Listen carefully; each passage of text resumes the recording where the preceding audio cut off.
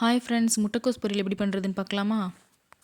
தேவையான பொருள்: முட்டைக்கோஸ், தேங்காய், சீரகம், பச்சை மிளகாய், பூண்டு, வெங்காயம், பாசிப்பருப்பு, எண்ணெய். முட்டைக்கோஸை நல்லா பொடுசாக கட் பண்ணி வாஷ் பண்ணி வச்சுக்கலாம். ஒரு பவுலில் கொஞ்சமாக பாசிப்பருப்பு சேர்த்து தண்ணி சேர்த்து ஒரு 10 நிமிஷம் ஊற வச்சுக்கலாம்.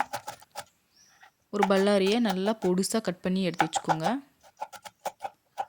பல்லாரி பொடுசாக கட் பண்ணால் தான் வேகமாக வேகும்.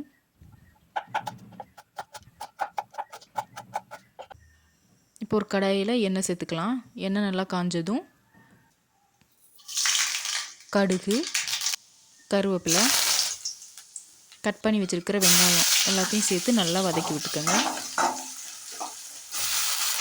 இப்போ கட் பண்ணி வச்சுருக்கிற முட்டைக்கோஸ் அதில் சேர்த்துடலாம். சேர்த்துட்டு முட்டைக்கோஸ், வெங்காயம் எல்லாம் நல்லா வதங்கி வரணும்.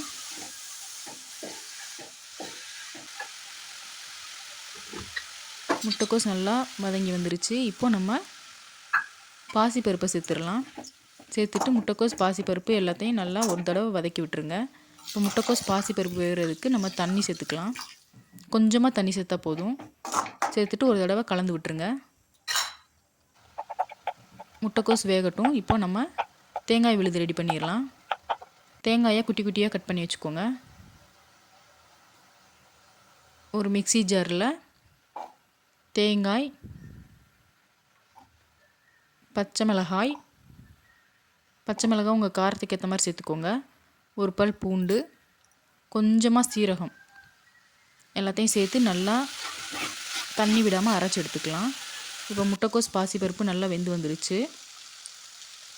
இப்போ அரைச்ச தேங்காய் விழுதை சேர்த்துடலாம். கொஞ்சமாக உப்பு சேர்த்துக்கலாம். சேர்த்துட்டு ஒரு தடவை நல்லா எல்லாத்தையும் வதக்கி விட்டுருங்க. தேங்காய் விழுதை கடைசியாக தான் சேர்க்கணும், அப்போ தான் டேஸ்ட் நல்லாயிருக்கும். இப்போ முட்டைக்கோஸ் நல்லா வெந்துருச்சு. சுவையான முட்டைக்கோஸ் பொரியல் தயார். எல்லோரும் இதை வீட்டில் செஞ்சு பார்த்துட்டு எப்படி இருக்குன்னு கமெண்ட் பண்ணுங்கள். தேங்க்யூ ஃபார் வாட்சிங்.